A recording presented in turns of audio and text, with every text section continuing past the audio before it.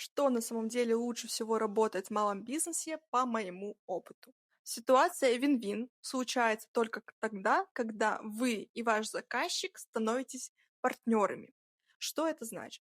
Это значит, что вы не просто какой-то там в найме СММщик, да, которого просит какие-то задачки, там постик выложить, да, но вы человек, который помогаете своему клиенту достичь целей.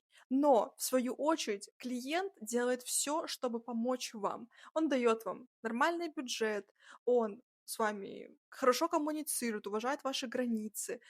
Также это касается и каких-то личных, взаимоотношений, допустим, поздравления с днем рождения, поздравления с праздниками, с Новым годом.